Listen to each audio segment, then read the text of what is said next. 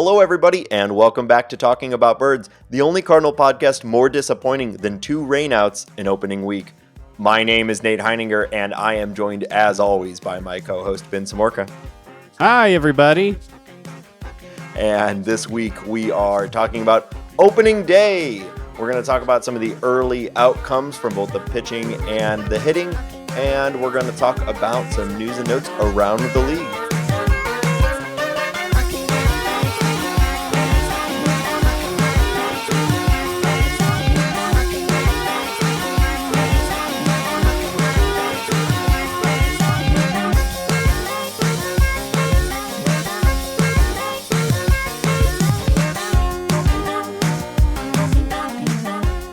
If you have an idea for the opening joke, tweet us at Talk About Birds. Well, Ben, we made it. We are here. There are real life baseball games happening. We've got box scores to peruse.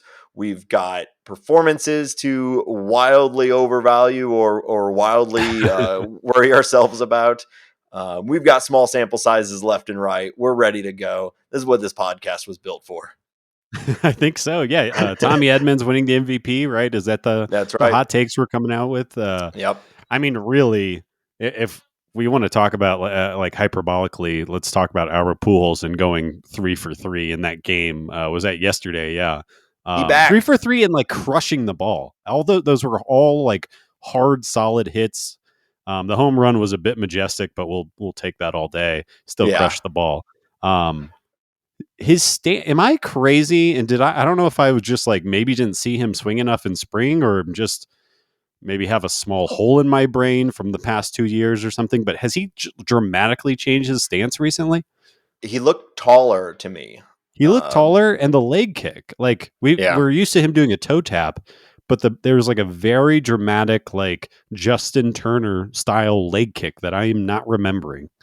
Well, I have to imagine at 42, it's really hard to get down into that deep squat that he used to do.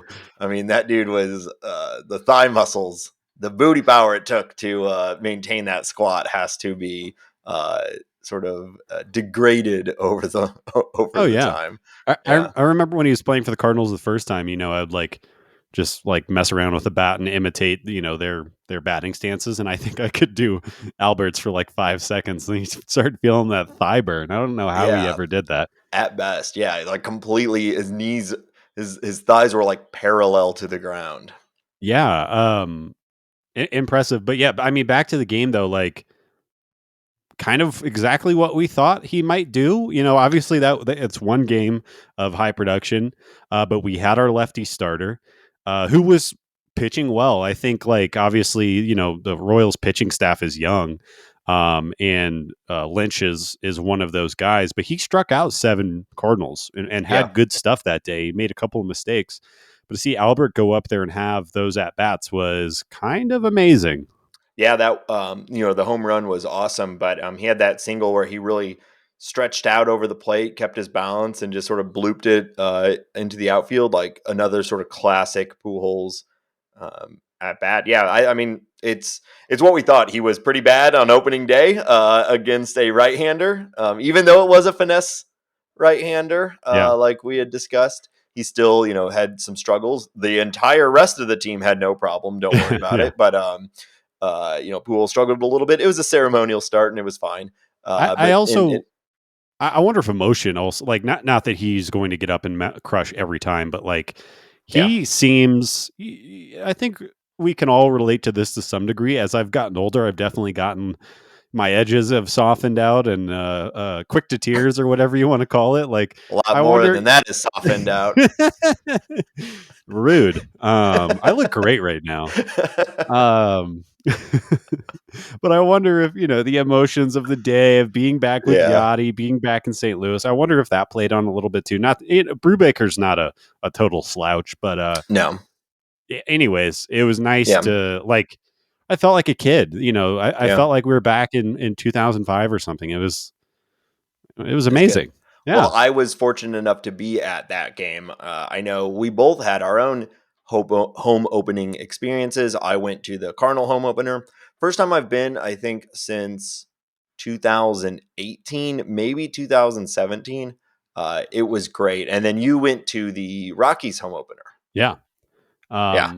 Which I think I kind of said this on the last episode. Kind of a little bit of a dig at Colorado fans. It's really the only day that baseball is really a big deal out here in Denver, unless the Rockies happen to be making a postseason push. That being said, people super duper showed out. Everybody, like Yeah. all of downtown, was crawling. There are very strict laws about open containers in downtown Denver, and that just was being completely ignored by the entire city that day. You see people walking around with like open top Kers, and you could see those blue mountains, and nobody cared, Nice. and the cops were letting it all happen. But yeah, Well, at we some point, the cops are realizing, like, well, we're gonna have to arrest everyone or no one. So I yeah. guess we'll go with the latter.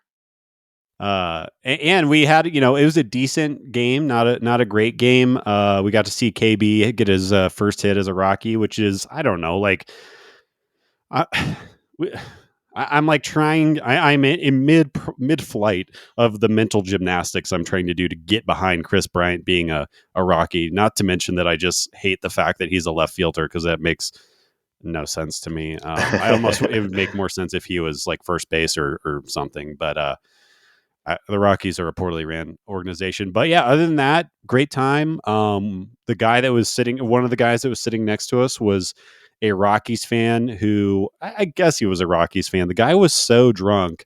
And if you've ever been to Coors Field, they have a video board that is like, I mean, It's probably massive. 200 feet wide. It is one of the Yeah. biggest I've ever seen.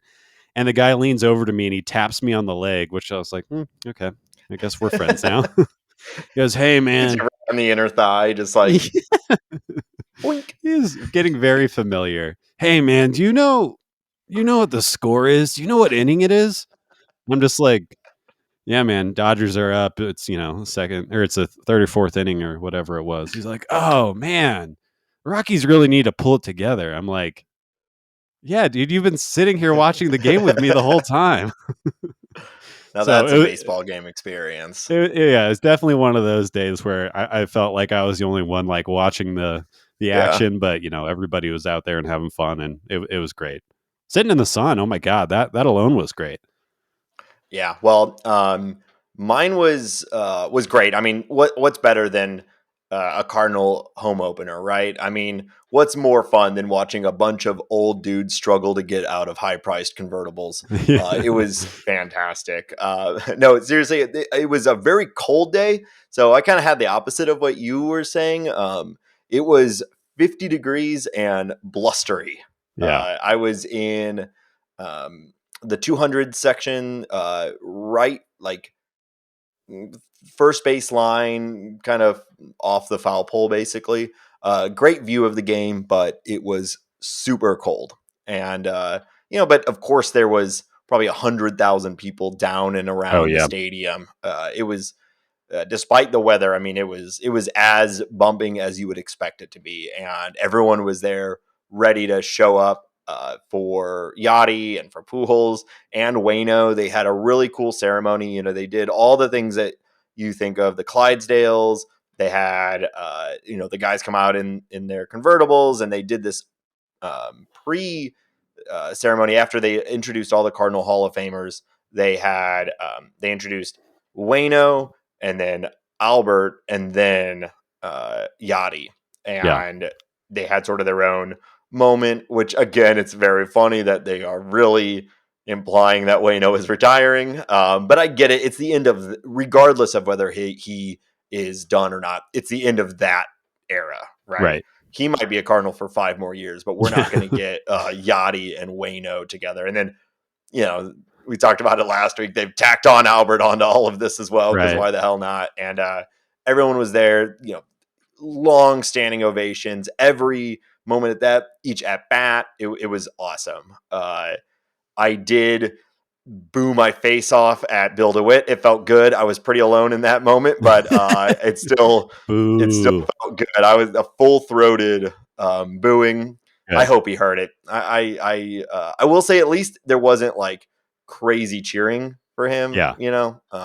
but not not the hissing and booing that I was hoping for. But No, and there shouldn't be, and I don't. I am so annoyed with MLB owners still. Like, I am just not getting yeah, over this. I was just reading about how the Baltimore Orioles are asking for like $1.3 billion to update their stadium and a lot of that's coming from the taxpayers. It's like, right. you got this Yeah, crappy team, you haven't invested in it in years, and now the community is going to give you $1 billion plus. It yeah. just these Well, we're people, gonna they talk drive me about the red. insane. Oh yeah, Yeah, we're gonna talk about the Reds and that later on. But yeah, I mean, they yeah, I think we've ranted enough about the owners. I won't continue right now. We're yeah. doing that later in the episode.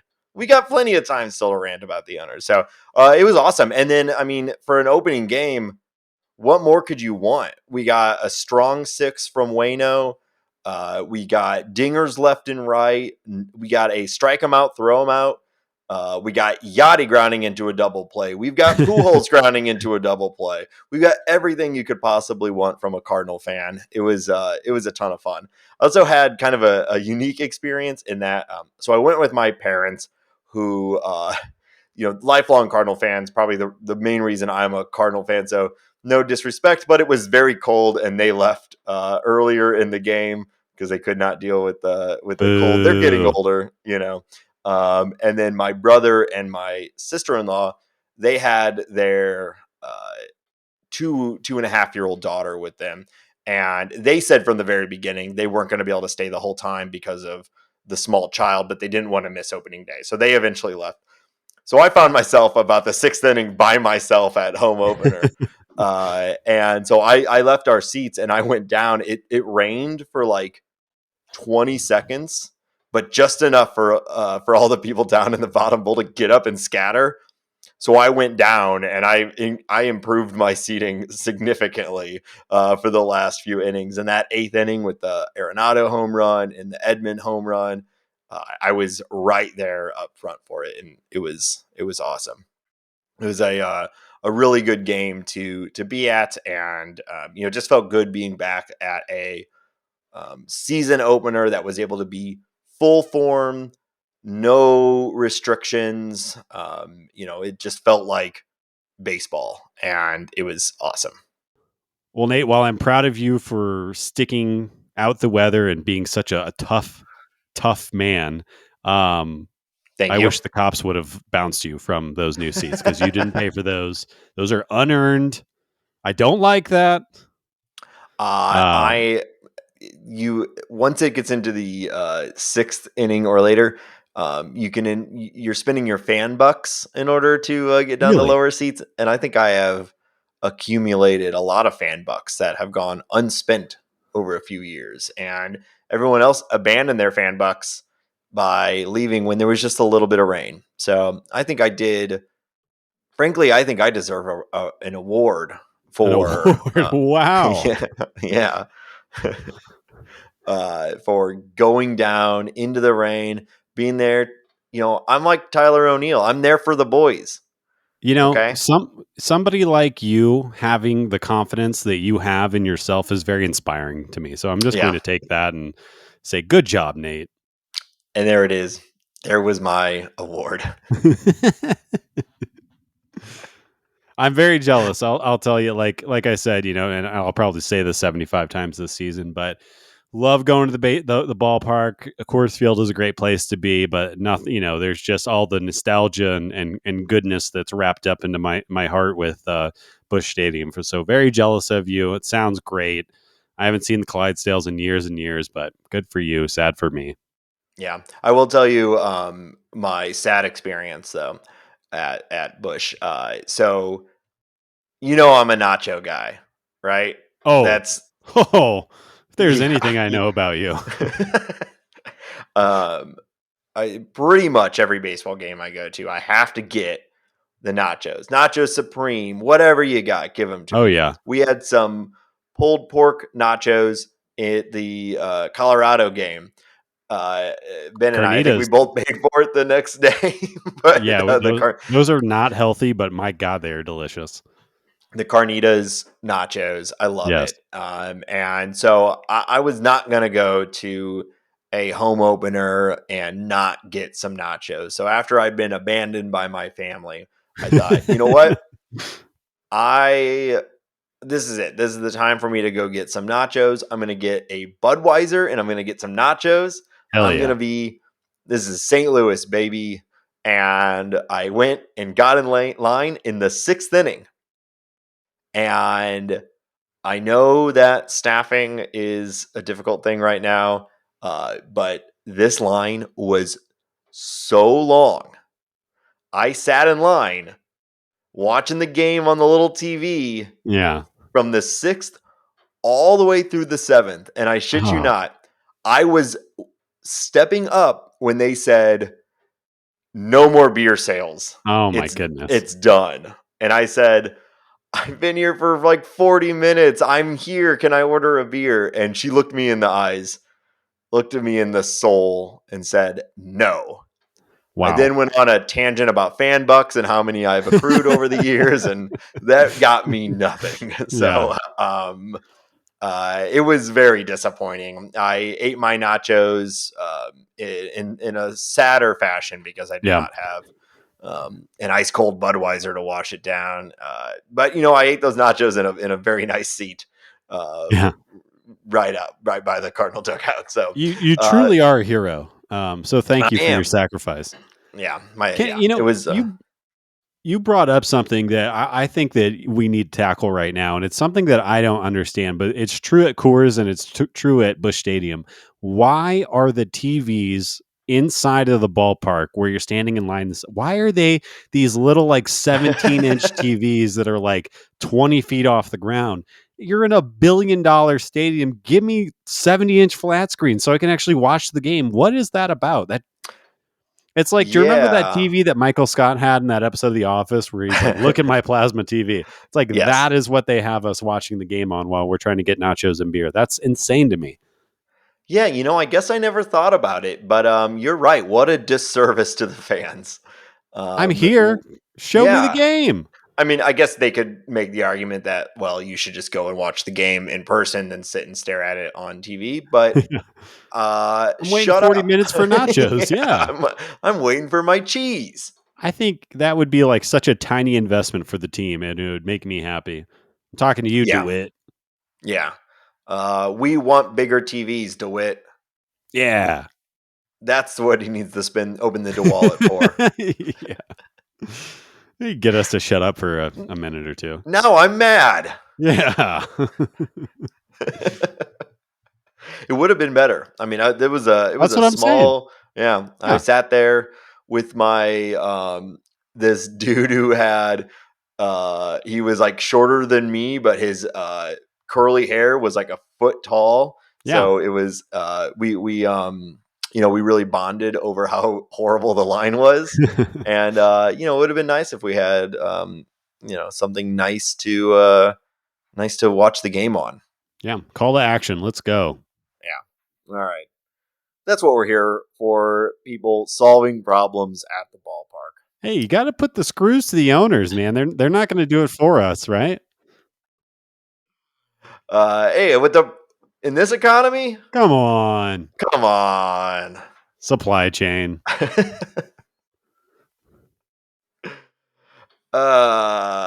Open the pipelines. All right. I hate this. Yeah. Let's go back to baseball. So Yeah. we've got 4 games of data here to go off of, which is 4 more games than we had for all the other episodes we're doing. So let's overreact, Ben. Yeah. What are some of our initial takeaways from the first 4 games? Yeah, I think the number one thing to talk about in these early games is Nolan Arenado is possessed by a baseball playing demon of some kind. Yes. That he's made some deal with somebody. I don't know what's going on, but the man has come out of the gates crushing the ball. He's locked in when we've all watched it for a year and a few days now. When he's got his head down on the ball, he's getting his arms extended. And what I've noticed, I think if you could pick on anything of Nolan's tendencies the last couple of years. If you go and look at his like kind of launch angle, one might say that he's kind of popping the ball up a little too high. While we generally Mm-hmm. think that's good, getting the ball in the air is good, especially when you're hitting it hard. That usually equals good results. But he was getting a little too under it. And I think what we've seen him now is just blistering line drives, like line Yeah. drive home runs from Nolan is something that we should all be very, very excited about. It seems like, and again, I'm overreacting to an extremely small sample size, but seeing that kind of profile, the profile of his balls that he's hitting well, or what they're coming out as, is got to be hugely encouraging for what we can expect for the rest of this season. That's my first overreaction so far. Yeah, I mean, I agree. You said he is uh, popped up the ball more. I think at time his swing looked really long. It felt like he was going for that power stroke, and striking out a little bit more. That's how we saw him have the lowest batting average. Right.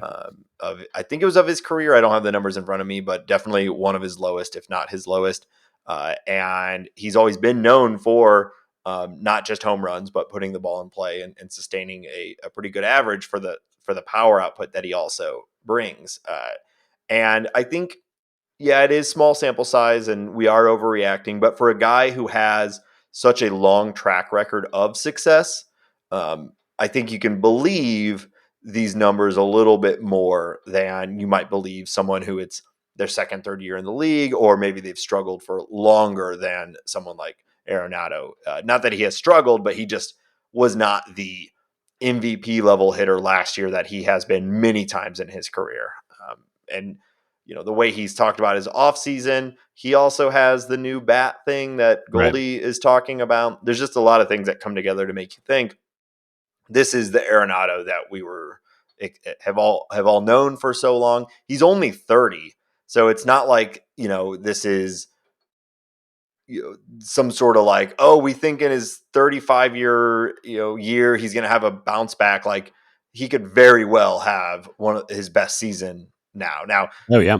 There's the cores stuff that you and I both think is overblown, but it is a part of it. So probably his career years are behind him, but I think we could see another mega year from Arenado, and at least from the start, it looks like that's the path we're on.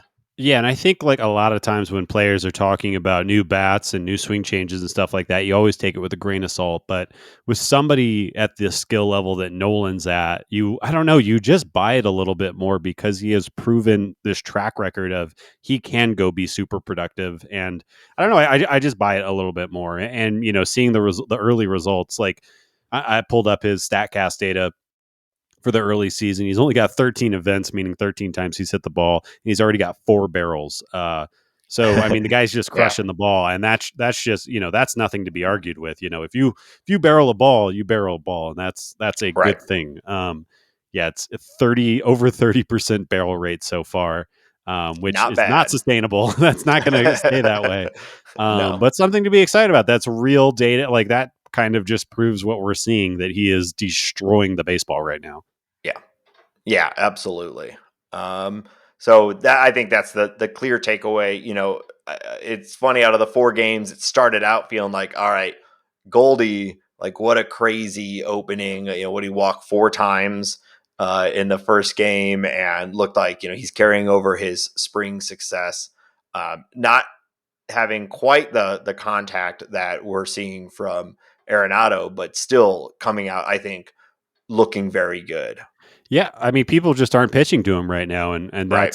that's Goldie's going to be fine with that. He's got an Yeah. on base percentage of over 440 right now, and that's going to work for this team, Yeah. especially in the Well, 2 spot. I think that's a big reason why you have him in the 2 spot, right? He's yeah. going to go up there and grind out a really solid at bat every time. And at some point, they're going to have to start coming to him. As if Nolan stays hot, Tyler O'Neill's been hitting the ball hard while he hasn't got a bunch of results yet. It's still really early, obviously, but they're going to have to start pitching to Goldie, or he's going to have a on base percentage of 450 all year. And either way, that's going to work really well for the Cardinals. Yeah. I did want to touch on O'Neill real quick. Still sticking in these small sample sizes, but I think we should be excited about the approach we're seeing from O'Neill already. He has 2 walks, which is a low in quantity, but that's actually an 11% walk rate for his total amount of at bats, which would be by far a career high for him. But more importantly, he has a 167 batting average on balls in play, which is remarkably low for a guy with his speed. So Yep. just a little bit of bad luck as far as placement of contact here in the first few games. I'm not worried. If anything, I'm excited. He looks to have brought the same approach that he had all of that success from last year. And we saw that home run in the was it second inning of the Yep. home opener? I mean, that was awesome. So I think Carlson is looking good too, and we're seeing some production from guys like DeYoung, which is looking pretty good. I'm still a little, hesitant to say, that DeYoung is back into some sort of consistent productive Yeah. form. Because if anything, he's always been able to still hit home runs. So a home run, in the first week is cool. And he did also have an opposite field single, which was nice. So some early signs that he's looking good. But all this to say, like, the offense is looking good. Now, Yep. it was, of course, against the Pittsburgh Pirates and the Royals. But as you pointed out, it's not like these were horrible pitchers. Brubaker has had some, there was some hype around him at times. Lynch, there's been some hype around him at times. So not bottom of the barrel, but also not the best. But hey, the Cardinals have to beat these types of teams, and they really need to beat them soundly if they're going to compete against the more difficult teams within the division. And I think all we have is all we have, and we should be happy about these early results. The Cardinal offense looks good. Yeah, absolutely. Like the two things that you want out of this, we know that the team's going to be pretty fast on the base paths, which is great. We know they're going to play good defense, which is great. But yeah, they're walking at a decent clip and they're hitting the ball hard, and that's really all we need these guys to do. And you expect everything to kind of click together. But I think the Cardinals offense wasn't super patient last year. They could definitely improve on that. And I think so far so good. I mean, the results have been good, so you can't really question that, going 3-1 to start it. But yeah, like you said, you have to kick the crap out of the Pirates this year. And the little bit that we play the Royals, you expect to win that too. Just stop pitching Yeah. to Salvador Perez. Yeah. Is Someday. Yeah. Salvi like backing into like a David Ortiz second half of his career? Is he just going to DH a bunch and just hit 50 dongs a year? Like I did not see this coming at all. Yes. Yes, I All think right, he ship is. it. Boom. Call it Vegas. And the PED suspension is coming too. So Oh no, not Salvi. no, I joke. I love Salvador Perez. He has always been one of my favorite players in the game, and I'm excited for him and for the Royals with the success that he's had. I do wonder, what's he look like as he ages? Does he stick behind the plate, or do the Royals realize that, oh shit, he can hit 40 plus bombs. Let's just have him DH for the rest of his career with us, even though he's known as a very good catcher.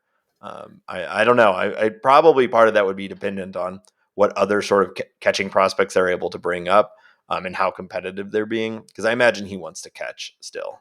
Yeah. Yeah, he's like probably outside of the Hall of Fame track, but definitely somebody who, I mean, maybe he ends his career, a better hitter than he started it. That's not impossible. We've seen that before, but we'll see what happens. He's definitely as a fellow Missouri team, fun to watch and always rooting for Salvi, except for when he's beating up on the Cardi boys. Yeah, it's it's interesting how much last year did a lot for it, but for a while now, he's been very revered in baseball Yeah. as one of the best players, one of the best catchers, etc. But when you actually look at him on Fangraphs, he has a career 15 WAR. Yeah. Not, I mean, that's obviously, in a vacuum, that's fantastic. But compared to other players that are talked about as much as him, like, that's not that much. So I think he's also just a super cool dude that everyone likes. Right. So that helps. That's the David Ortiz effect. Exactly. Everyone loves Big Papi, and he's kind of well, overvalued isn't maybe the right word for it because he was a masher, and I will forever hate him for the 2013 World Series. But everyone loves Big Papi, Yeah. Yeah, as they I think say. Big Papi. yeah, I think you could like I think the argument you're getting at is like he is maybe you could argue that he's not a slam dunk 100% first ballot Hall of Famer if you just look at his baseball card stats, but when you kind of Right. break down the whole thing and the cultural aspect of it, He's yeah, it the makes he's the it. inverse Kurt Schilling. Yeah, I think so. Yeah, it's Kurt Schilling probably by numbers should be in the Hall of Fame, but everyone hates him so much that he's not getting any votes. well, he's Uh, recused himself, Nate. He's not. He doesn't want to be a part of this charade you anymore. can't fire me. I quit. Yeah, I'm taking my ball and going home. It is just Yeah. like, yeah, well, Yeah, whatever. but Poppy, he was on the edge. I'm not saying it was a bad inclusion, but everyone loves him so much. It was just I would have voted for Poppy if I had a vote. yeah, yeah, me too. Um, so we've talked about the offense. We've talked about Big Poppy. Yeah, Um, yeah. I guess I'll sprinkle another person that I think, or I guess another. I'll give it like a co MVP of this episode with the season starting. I'm going to say Wayno and Woodford were probably the other yeah, two standouts on the pitching side. I think maybe this podcast is a little too afraid of the eventual Wayno breakdown. Maybe he's going to be totally fine, and he's going to have a staring contest with Justin Verlander on who's going to retire first, and yeah, they'll both keep playing. But how great was it to see him come out, be super effective, have a great game, 6 innings? That's Cardinals bullpen definitely needed that. No complaints here. yeah. I mean, it was vintage Wayno, as they say. 6 strikeouts too. Again, Pirates lineup, but hey, 6 strikeouts, you'll take them. Absolutely. I don't think we'll see a 9K per nine that much from Wayno this year. That's not what he's even really trying to do at this point. But yeah, he looked great. I'm continue to be astounded by the Adam Wainwright resurgence. It is Uh, incredible. yeah, yeah, and Woodford looked good. I thought it was funny. Once again, we released an episode, spent some time talking about the fifth rotation spot, and like within an hour of us finishing recording, the Yeah. Cardinals announced that Hicks was going to be the fifth starter, which I said we did the episode a couple weeks ago with Meet Me at Mutual with C70. I said, like, all things aside, all health, everything aside, Hicks would be my preferred pick for the fifth rotation spot.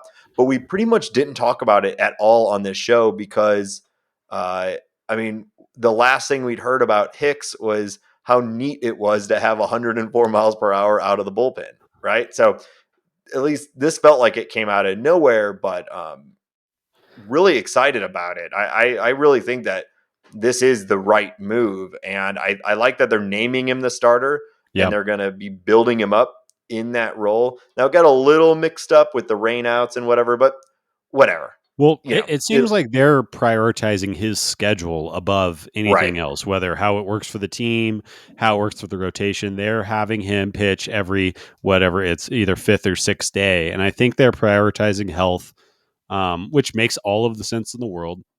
And yeah, I think we kind of learned that, Ali Marmol might say, yeah, that sounds great. Of course, 104 out of the bullpen, but might have other plans going on. It seems like he's going to share maybe what he's thinking and then maybe go do what him and the organization think is right for the player, or the team, or whatever. But that was pretty funny. That I think we both were like, okay, Ali said this, we're going that way.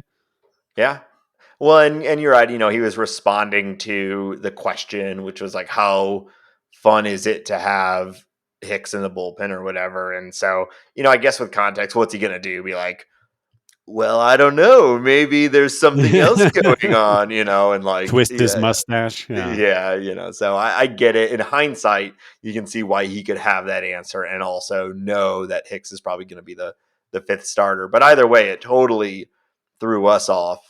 Yeah. But yeah, I'm very excited about it. He looked good in his 2 innings.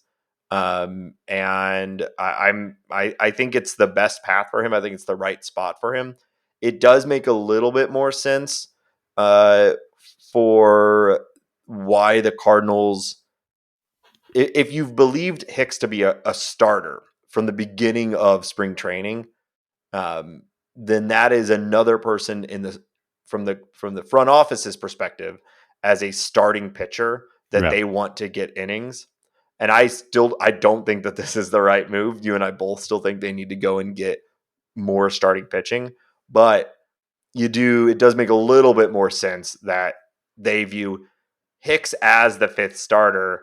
You get Flaherty back hopefully soon, and then you also have guys like Woodford, who has looked good now for a while, and even like Verhagen. You see why they may believe that they have depth. We want more quality, more Yeah. locked in quality depth, but it does make a little bit more sense to me when you consider that they think Hicks is for sure a starter. Yeah, and I think, I think as Cardinal fans, we're all kind of sitting here wondering, okay, that's great. How healthy is Hicks going to be this year? Does Hicks have a third pitch that he's ever going to show us? Is he going to be a pitcher starter? Which, by the way, might work. I was actually going through some of the video from his 2 innings earlier today, and he got 2 guys out on fastballs that were right down the middle, and they just drove them into the ground really, really Yeah. hard. The guy does have the kind of stuff where maybe he can be a 2 pitch pitcher. I know that, read some scouting reports. He is a changeup that might be plus. There's a curveball that might be in the mix too. So I'll be very curious to see how that all plays out. But yeah, to double what you said, all that sounds great, but man, oh man, another starting pitcher would be really, really great for the Cardinals right now. Yes. Especially, we can sing the praises of Wainwright, but Dak had a troubled start. Miles Yes. had a troubled start, and Steven Matz had a really troubled start. Yep. Yeah. It was. There's a lot to be happy about with this first 4 days because of how they pummeled bad teams. But some of those games were closer than you would want, and also they did get pummeled in one of them Yeah. themselves. So I know you wanted to talk a little bit more about the Matz start. So what's your take on that? We know that he had a blister. Is that everything? Is Right. that it, or is there more to it? Well, yeah, I was curious because, the blister, that's definitely, obviously that affects players. And I was curious. So I kind of wanted to dig in, especially the first 2 innings, he looked really great. And then it all just kind of fell apart. And of course, that could be health. That could be many things, but I was curious, so I wanted to dig into the Statcast data a little bit. Shout out Baseball Savant for being awesome and having all that stuff super available. Yes. So the first thing I went to look at is, okay, you would think that if somebody's dealing with a blister, they're not able to grip the ball as well. Let's look at spin rate. Spin rate for all of his pitches was pretty consistent. His sinker was humming in the third inning, the inning that he got blown up on. His spin rate on the sinker was actually better than when he started the game, Hmm. and the other pitchers were sitting around that. So, yeah, I dug in a little bit deeper, try to find out what was going on here, and what I found was the good news is he had a really high whiff rate that game. People were swinging and missing a lot. He was sitting at 32% whiff rate during that short start, which is good. We say Yeah. yay. That puts him in the same area as pitchers like Carlos Rodon, Will Smith, the closer, not the Hollywood celebrity or the catcher, and TJ Antone. Those are, I picked those 3 guys because they're all guys that I think, they go out and get strikeouts. Rodon had a ridiculous start the other day, and those other 2 are relief aces. So that's good. He threw 33 sinkers, which got a lot of relative weak contact. Nobody hit the ball, his sinker, over 85 miles per hour.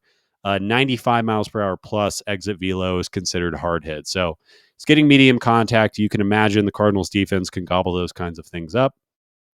He also threw 15 sliders in that start.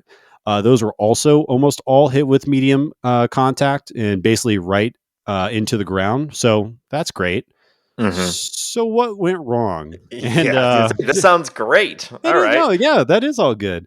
So what went wrong? He threw his curveball 11 times. People only swung at it 6 times, and they crushed it. Average Okay. exit velo off the curveball was 103 miles per hour, which is That scary. seems bad. That is very bad. His Average 103. Yeah. His Okay. changeup was also not playing. He threw 16 of those babies.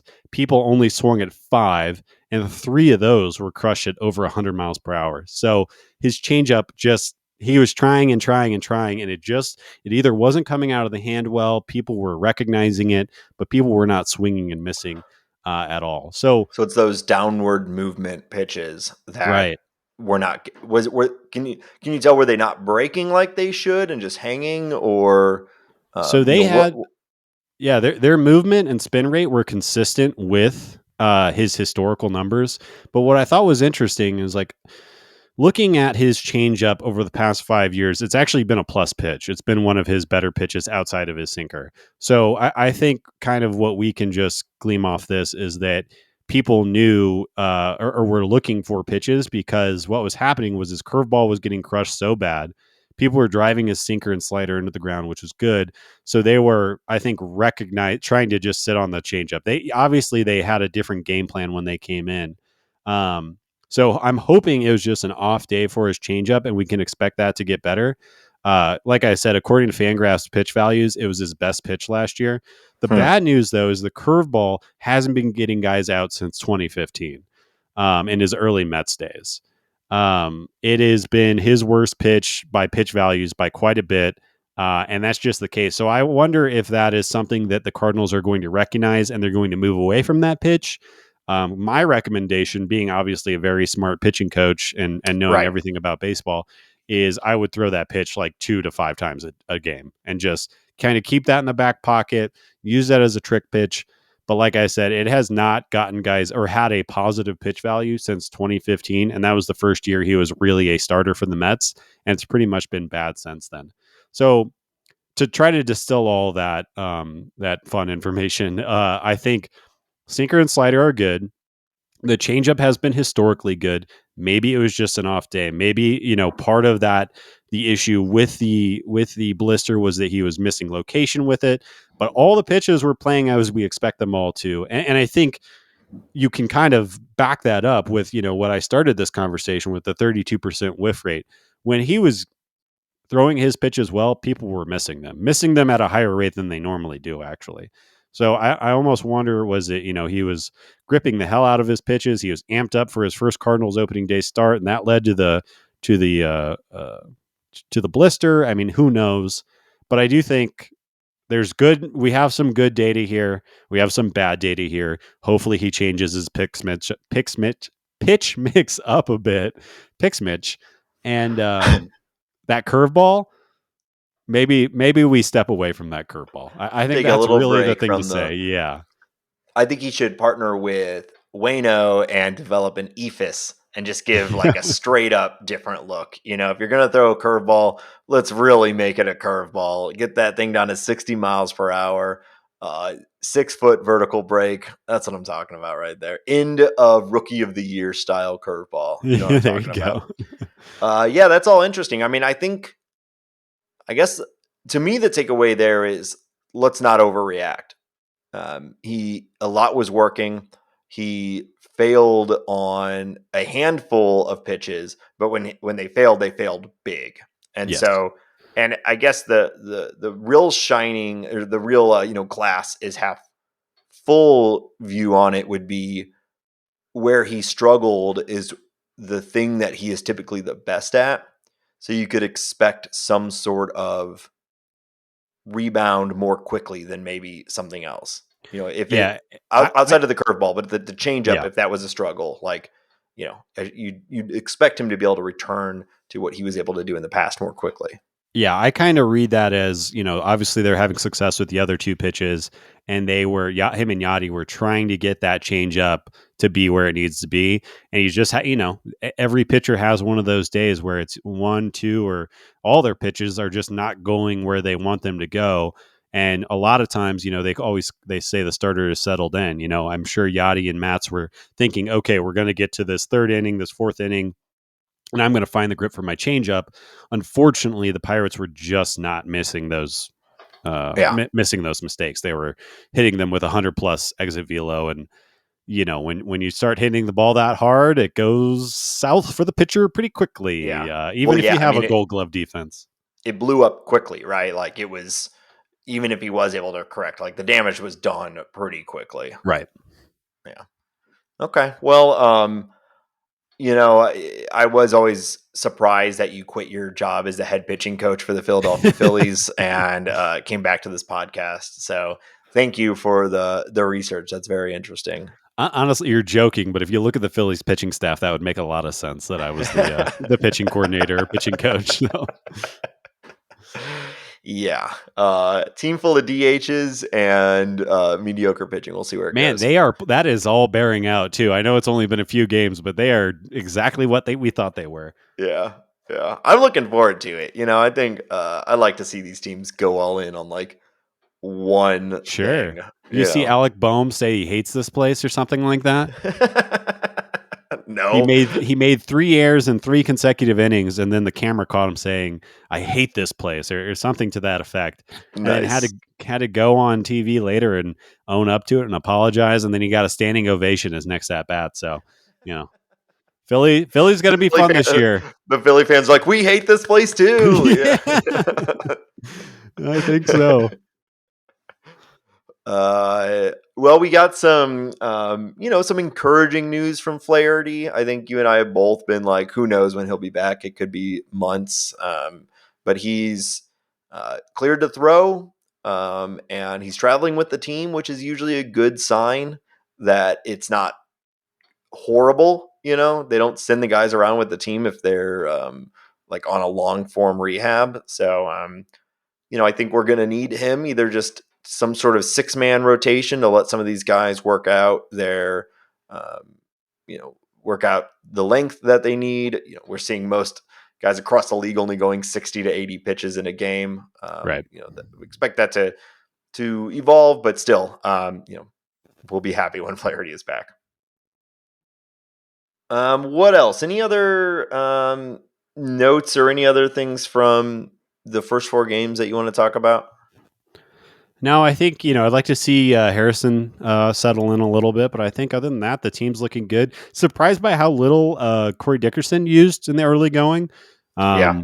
But, obviously, I think Albert's going to get Ali Marmol even said it, he feels like number 5 should be out there for the fans right now. So I think, that's easy to do when the offense is humming along.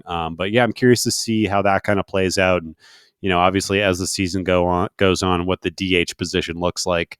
Yeah, no, other than that, I will just say really quickly that, my 2 young guy picks for our draft last week, Brendan Donovan is having an insane time in AAA right now in a very limited time, as is Alec Burleson. So just, rub that on you a little bit. Well, Gorman is also crushing at the minor leagues. Yeah. And also I've got Arenado. So I know. And Carlson, who's looked good also. My last note that I wanted to call out, we mentioned I think it was last episode that Yachty is on board with taking a step back and playing time this year. Everyone, the Cardinals have said it for years. I think this is one of the first times we've heard Yachty himself say it. And what really stood out to me is that there was a game postponed because of the rain delay, and then Kisner still got the start on the day after that, which I don't remember the last time something like that would have happened, especially this early in the season. So that stood out to me as a moment of, they actually are giving Yachty more time off. He just had 2 days off in a row in the first week of the season. Like I cannot remember a time that has happened. And Kisner, absolute jack in that game. I mean, he hit it, and he did I think he was like practicing off of watching Pujols, when Pujols gets a hold of one and he kind of does that strut for the first 3 or 4 steps. I swear Kisner was doing his best Pujols impression. And I mean, he knew it off the bat. Everyone did. What a bomb. That was awesome. Yeah, we talked about this, but you hope it makes a better Kinsler and you hope it makes a better Yadier Molina, and we look up and we're actually getting really solid production from the catcher position. Although I know the Fangraphs, the Zips projections are really not expecting that to happen. No. But the thing is I don't think anybody can sit here and confidently say or tell you what's going what the Cardinals are going to get from Andrew Kisner. So Yeah. I hope that it keeps going this way, and I hope we get an answer to that question, whether it be good, bad, or in the middle. But Yeah. I think Cardinals fans are all ready for all of this to happen. Well, Zips just uses, uh, you know, actual at bats from previous seasons, and Kisner has had so few and Right. such sporadic playing time. I don't know how you can adequately project someone like him. He was pretty good in the minors. At one point he was a pretty well regarded catching prospect, and then he just fell into the black hole of being behind Yachty. So, I Yeah. look forward to seeing more for him. I mean, most likely he is the starting catcher next year. There's the very highly regarded prospect Herrera in the minors, but I don't think he projects to be ready by next year. So Kisner is, unless something changes, he's most likely the starting catcher next year. So Yeah. At least part of the catching solution, that's for sure. yeah. Okay, well, I think that'll wrap most of our conversation on the first 4 games of the Cardinal season. But just so excited to have actual content to talk about, actual baseball games to talk about. Feeling good about this first week of baseball. Hopefully, this next week it stops raining as much. We're recording right now in the middle of the storm that canceled today's game. I'm just hoping that my house doesn't get knocked over. But Ben has promised that if I get crushed to death while we're recording, he will release the episode and also the video. So yeah, the show will go on. yep, Nate isn't really relevant to the future of this show, so we'll be fine either way. Next man up. That's what we do here at Talking About Birds. Happy you're so open to that. Yep. Speaking of next man up, if you like the show and want to support it, we are supported by Patreon, patreon.com/talkingaboutbirds. We are slowly but surely building a fantastic community within the Discord that you get access to if you join the Patreon. It's a great way to connect with us and connect with other fans of the Cardinals and help support the production and creation of this show. If you can't join the Discord, can't join the Patreon, we would really appreciate you reviewing the show on whatever podcast platform you use. It really helps us showing up in search results and whatnot. Ben, where can people find us online? Yeah. You can follow us on Twitter at Talk About Birds. Obviously, we're getting excited, especially as games are coming on, live tweeting those, chatting with everybody, just catching up with the baseball world. You can follow us on Instagram at Talking About Birds. Obviously, give us a poke and a like over there, watch our stories, all that good stuff. If you have any questions for us or the podcast, you can email us at talkaboutbirds@gmail.com. As I've been saying, ask Nate personal questions. Really leave me out of it, though. Just pick on Nate. Why he's wearing a blue shirt today? Not very Cardinals. Ask him about his clothing choices.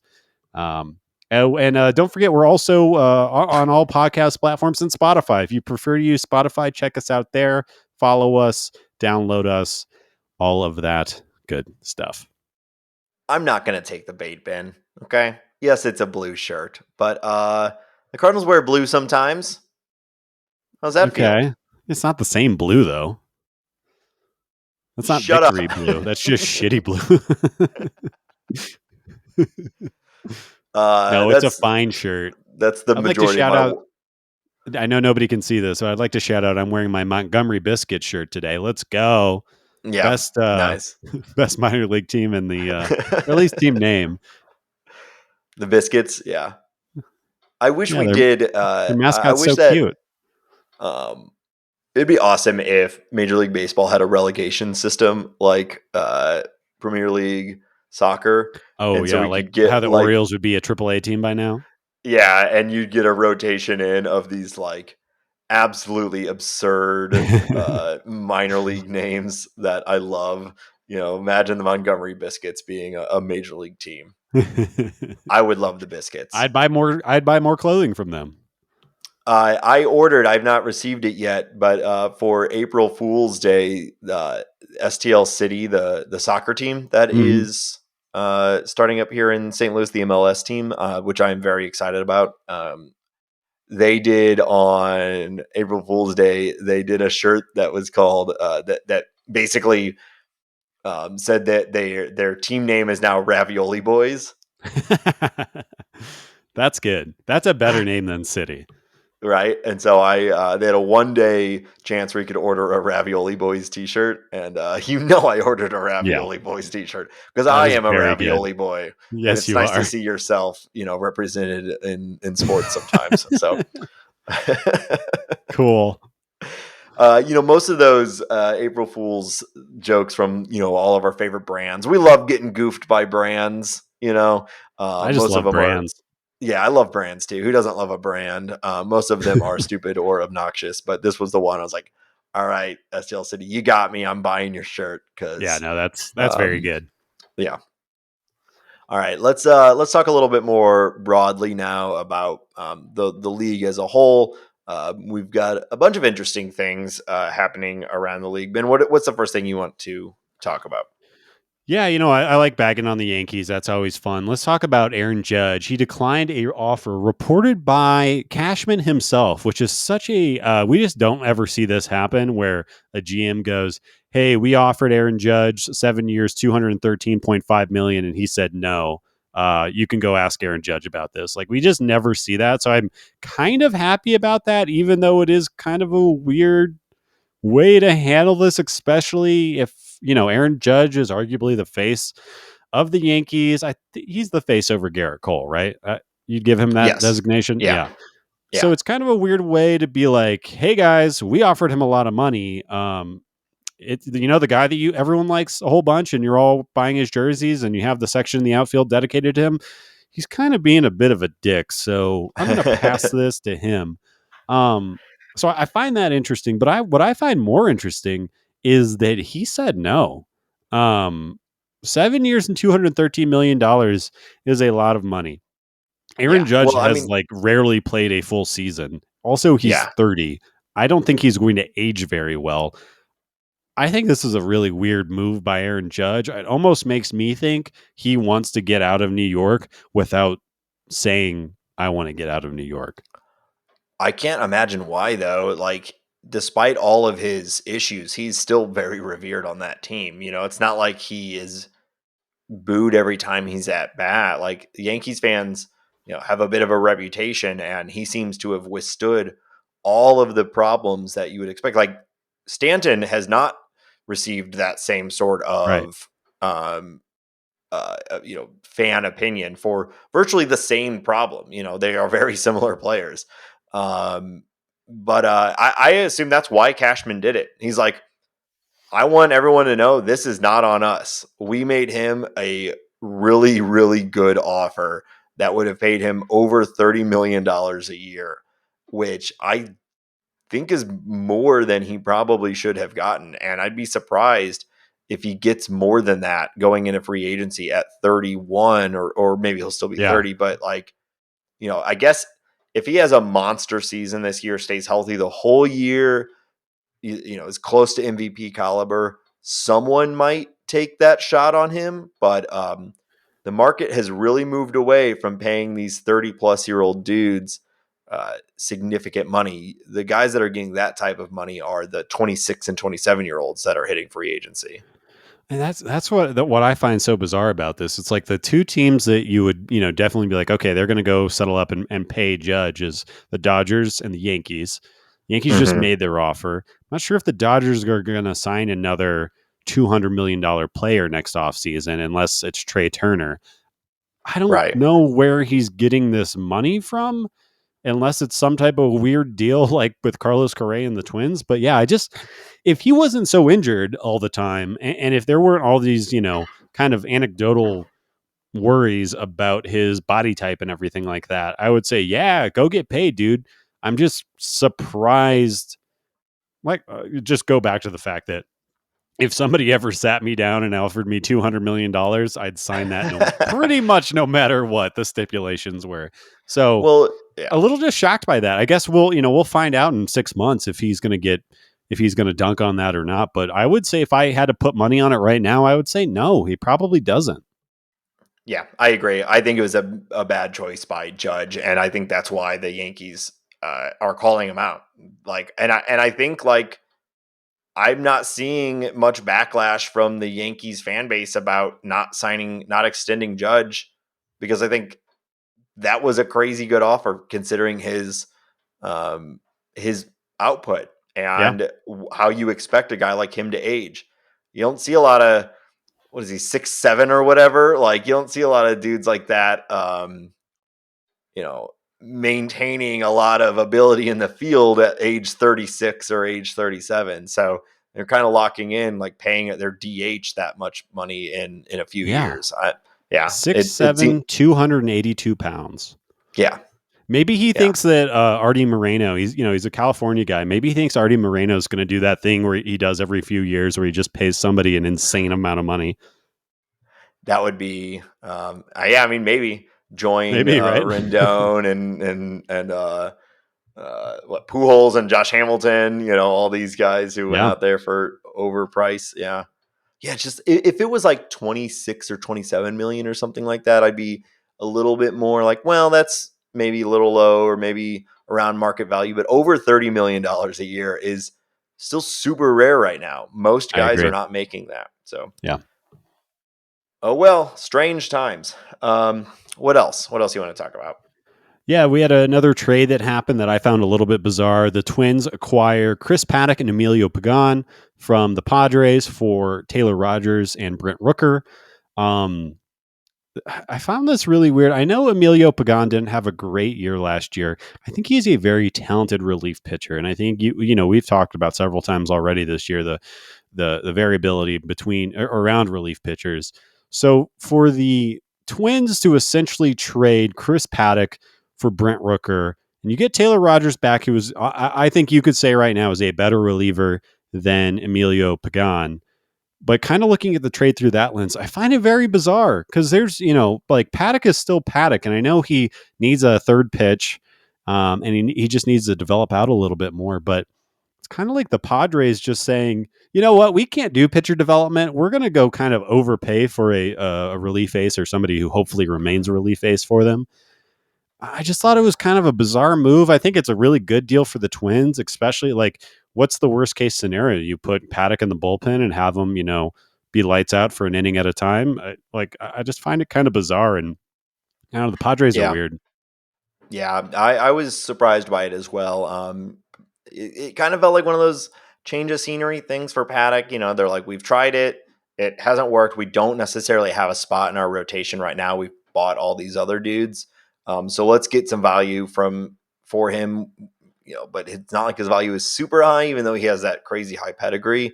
He's not really been great at the MLB level ever.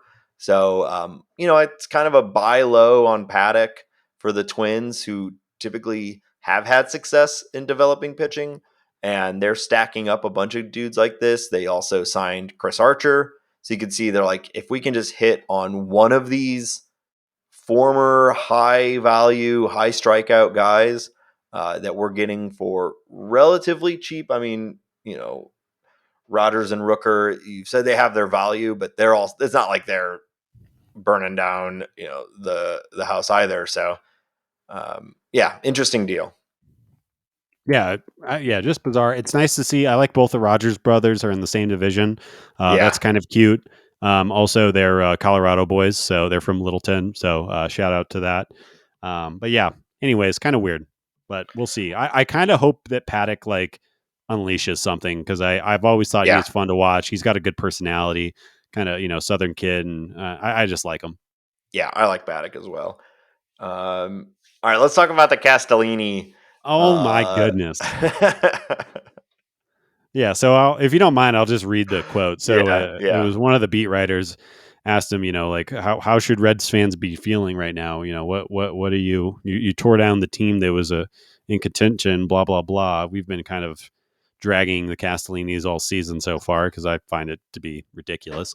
Anyways, Phil Castellini, who is the son of the owner and he's also the COO of the Reds, said, "Be careful what you ask for. Well, where are you going to go? Let's start there. Sell the team to who?" Castellini said. If you want to have this debate, if you want to look at what you would do to get this team more profitable, make more money, compete in the current economic system that this game exists in, it would be to pick up and move somewhere else. This is the CEO, the son of the owners, saying, you know what, Reds fans, sit on it. We're going to do what we're going to do, and you're going to come back either way, and you're lucky to have us. And I'm just like, the thing that drives me a little bit crazy about this is that unfortunately he's probably right. Like the Reds have been there for over 100 years. It's in Cincinnati's blood. You know, they're Reds fans. And unfortunately, they have an ownership group who just has no respect for that, for the fan base. And I like, we talk about this, like it really just, when the owners or this group of people says the quiet part out loud, it's not like we're shocked by this. It's not like it's, oh my God, Yeah. I can't believe the Castellinis are thinking this way. But it's more just a slap in the face to baseball fans. And it makes me feel for Reds fans. And I'll just continue my campaign. If for some reason you're a Reds fan and you're listening to this episode of a Cardinals podcast, go be a Mariners fan this year. Go Yeah. be any other Well, fan. Hop on the Cardinals bandwagon. But yeah. don't give these people your money. I just think that that's so disrespectful. And I don't know. It kind of just, it really rubs me the wrong way. It's really all I have Yeah. to say about it. Well, it's that mindset that carried through the entire lockout. It's the reason the lockout happened. It's the owners viewing sports ownership as purely a profit driving entity. And there is no concern about the on field product. It is simply the value that they get back on the money that they've put into their team. Right. And there must be some internal calculation that they have found that winning, spending the money to win, still does not return on their investment enough to make that investment worth it. And it is a fundamental flaw in the system of sports franchises. Every league deals with it. We hear about it more from baseball for whatever reason, but every league deals with it. Right. And I don't know what the solution is from a systemic standpoint, other than some, I don't know, maybe some ability to turn like sports franchises, like a league, into a nonprofit or something like that. That Right. is board member owned, or like, I don't know, like what the Packers do, but across the entire organization. We give these sports franchises so many tax breaks, so much tax money, so much of it. They get all these non-compete elements from the government. I don't know. It seems like there should be some ability to ensure that the people who are in charge of the decision making for these organizations are incentivized or required to care about their team succeeding, because it's clear with what Castellini said, they truly do not care if the Reds are good or not. If they No, did, he said, "You're lucky we're here," is what he said. Yeah. Yeah. It I just sucks. I find it gross. I hate it. And like the fact that they're using like emotional leverage to kind of twist the fans like that it's just bullshit. Yeah. So sorry, Reds fans out there. I'm sorry you guys got to deal with this. Like I said, go watch the Mariners. You watch Winker and Suarez hit, and they got some young fun guys. Maybe Yeah. pass your It fandom was over there also this year. it was the Mariners who last offseason went through all the shit because their owner was like, yeah, we're going to exploit that guy's Yeah. service time. Of Yes. course we are. All We've of got these to front return offices are value. bad. Yeah. Yeah. They're all Yeah. I bad. mean, Some are less bad, I guess. Bill DeWitt is maybe the primary reason we have Rob Manfred. Right. So, yeah. Bullshit all the way down. Yeah.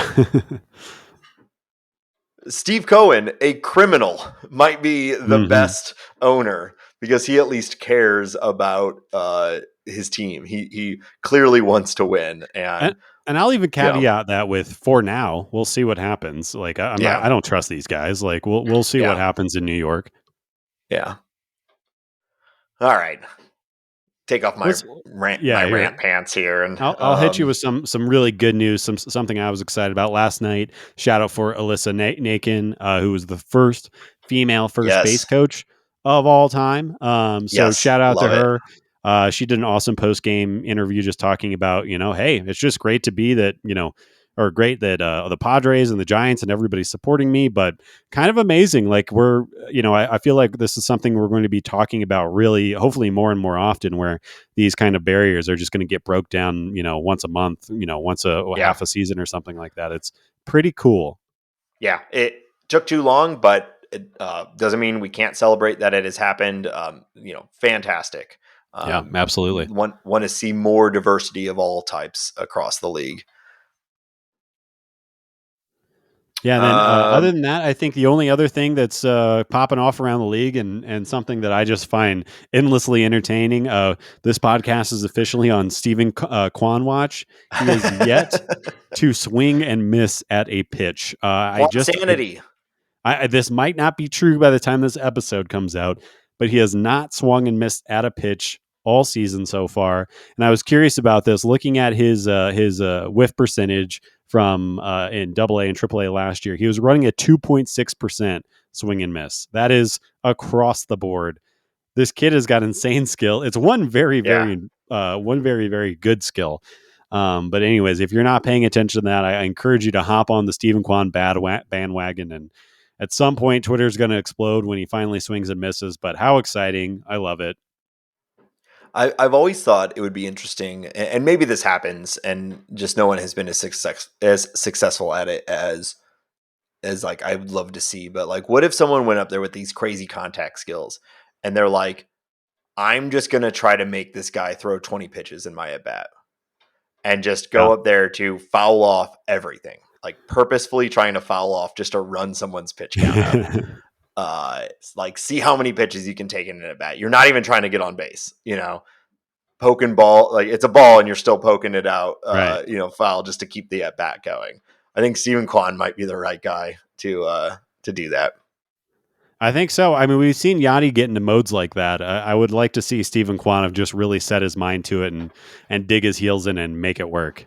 I'm going to get to 30 pitches in this at bat. I'm going to make Yeah. this starter blow like 2 innings of effectiveness because of Yeah. my one at bat. I'm going to stand here until his arm falls off. Yeah. Yeah, it's fun. I mean, I love these little pop-up stories. He had a little bit of hype coming into the season for exactly this skill, but no one saw this type of outcome. It's been a ton of fun. It will stop at some point, but and what kind of season he'll have, we'll see. But it's still fun. And especially for a team like the Guardians, where what do they have going for them right now? Yeah. And so, hey, their offense is clicking at this very moment. We'll see. I mean, Jose Ramirez is still one of the best players in baseball, and if Shane Bieber bounces back, they could be not bad.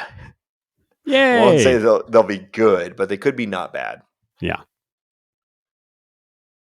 All right. Well, I guess that's everything we have for our news and notes of the league section. So we're gonna round out our episode here. We're going back to an old classic, Ben. One of our favorite games. Who is this guy? All right. Who is this guy? I feel good. I've been waiting for this moment. Yeah. So if you've not heard this before, we did this in our first 2 episodes, and then we've been doing other even more stupid games than this one. I have a series of facts about a player who has at one point been a member of the St. Louis Cardinals. Yes. I'm going to list a fact, and then Ben will have the opportunity to guess what player I'm talking about. The further I get along the facts, the more and more obvious it should become who this player is. So the last rounds we've done, we did Colby Rasmus and Rafael Furcal. So I've got another one here for you, Ben. Are you ready? Yeah, of course I'm ready. I'm good at this game. Now I'm talking. It's going to be really difficult this time, isn't it? We'll see. Yeah. David This Eckstein. player. Oh, okay. Damn it. That'd be so funny. No. I need 10 minutes to check my facts. Hold on. Don't ever do that again because you might get it one day and then Yeah, it'll I won't do completely that. ruin our. Yeah. Okay. This player was born on June 5th, 1967 in Okay. Los Angeles, California, and he debuted in April of 1990. Debuted for 1990, born in Southern California in the 60s. I'm trying to do the math here. Born 1990. I'm so bad with numbers. I think that this person actually may have debuted in the 80s, but Now, is this I a said Cardinal debut or is it MLB debut? Did you qualify? His MLB debut was in 1990. Was in 1990. Okay. All right. I don't feel confident about this at all, but I got to say something. I'm going to say Mark McGuire. No, Okay. incorrect. Damn it. Yeah. I'm pretty sure the Bash Brothers with McGuire and It's Canseco in was the like 80s, 80s. right? Yeah, Okay. yeah. Yeah. So wrong. Yeah. Yeah. Okay. So Southern California debuted in the 90s. All right. All right, I'm going to list off some of his accomplishments. Yeah. These are moments in which he led the league in something. Okay. Okay. In 1991, he led the NL in triples and center field errors. In 1992, he led the NL in strikeouts with 147. A little bit about where the game is now compared Yeah. No kidding. uh, to then.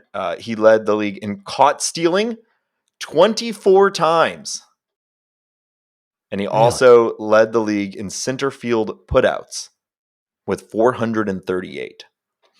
And he also led the NL in errors, in center field errors in 1997. And he was an all-star one time in 1997. Okay. I'll just say I was going to guess Willie McGee, but I'm 99.9% sure that he has been an all-star more times than that because I know he at least won an MVP. And I don't think he had the only reason I was thinking that is because he had so many chances in center field that maybe he was therefore making errors. And I know he ran quite a bit, but now I'm trying to think who was a oft caught stealing Cardinals center fielder. So that's a really weird set of attributes or whatever. That is really tough. I I will point out Willie McGee made his debut in 1982. He was a big Okay. part of those 80s Cardinals. So Yeah, I'm he again would have way been, off. yeah. Huh. This is really tough. I don't really have a good guess. I can't. Oh man. I'm just going to throw out Reggie Sanders with, no confidence whatsoever. No, Yeah. wrong. I need like a buzzer, like a or something. This one's tough. I told you I was going to make it a little more difficult for No, you. you did a good job so far. All right. He was the Cardinals' third round pick in the 1987 draft, and he spent the vast majority of his career with the St. Louis Cardinals, with only a small stop with the Padres at the end of his career. Only a small stop with the Padres at the end of his career. Nearly a Cardinals lifer. Nearly a Cardinals lifer. That should make it easier for me, shouldn't it? This is the part where the hints are getting easier. Okay. There's somebody in the, at least some listeners are starting to scream at this point, I think. Okay. But I'm going to go. And again, I apologize to people who expect more of me. I'm going to guess Ray Lankford. there you go. You got it with Ray Lankford. All There we right. go. Yeah. Oh my goodness. That was purely just Ray Lankford came down and whispered that to me. I was trying to figure who was in that era, who was around for a while.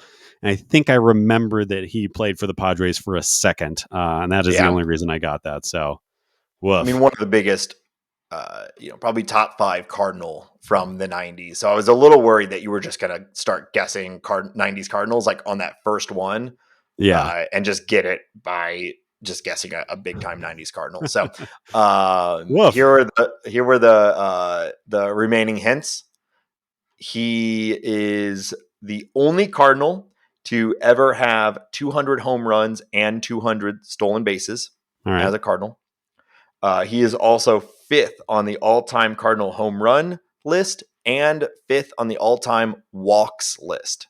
Wow. He is a member of the Cardinals Hall of Fame. That's part of what inspired this. I saw him on Thursday. And finally, if somehow you were still struggling, my last hint was he has the same first name as my dad. I would have gotten that one. I assumed you would have. I think, man, I need to go eat some ginkgo biloba or something like that. I felt like I did a very bad job there. I mean, you still got it after 3. I got it. I thought the for as well regarded a Cardinal, and rightfully so. I mean, over 200 home runs, over 200 stolen bases, dynamic player for the Cardinals. Yeah. His actual league wide accomplishments are pretty low, and most of those were not good. It was leading the league in caught stealing, leading the league in errors, leading the league in strikeouts. I'm shocked he only made an All-Star team once. Yeah, late in his career too, 1997. Yeah, very surprising. Yeah. Well, shout out Ray. Yeah, I agree. Ray Langford, underrated player. Very good.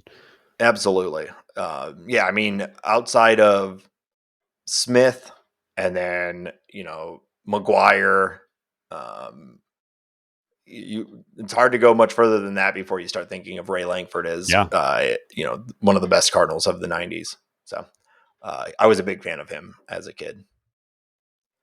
Okay. So thanks, Ben. I think that was the furthest we got. You've been getting it in 2 or 3 every time. Yeah. Well, I'll tell you that one just emotionally didn't feel right. I purely guess. Usually I feel like I can follow a path a little bit better than that. Yeah. That was just luck. So I don't feel good about that one, but it is nice to win without being told that final clue. So I'll take that. And I have a little bit of pride left over, I think.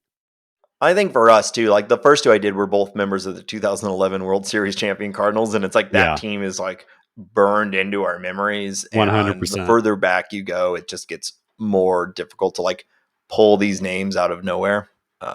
Even as big of a player as Ray Langford was. I almost went deep cut 90s guy. And I was no, I got it. I don't think, I'll tell you who I was going to do. And I truly don't know if you would have ever gotten it. It was Ron Gant.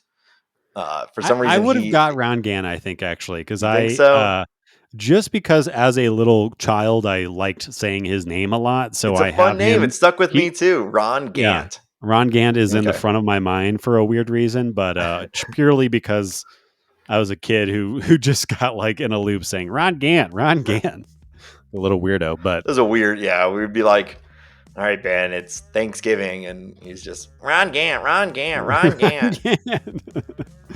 Who the hell is Ron Gant?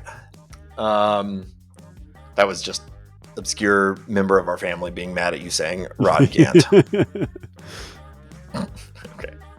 What a good note to end anyway, on that, thank you everyone for listening. As always, we appreciate your time and your support. Tell your mom, tell your dad, tell your friends, tell your enemies. I don't care who you tell. Tell somebody. Tell someone. And we're so excited baseball is back. We will be back same time next week with another episode. And until then, go Cardinals. Let's go.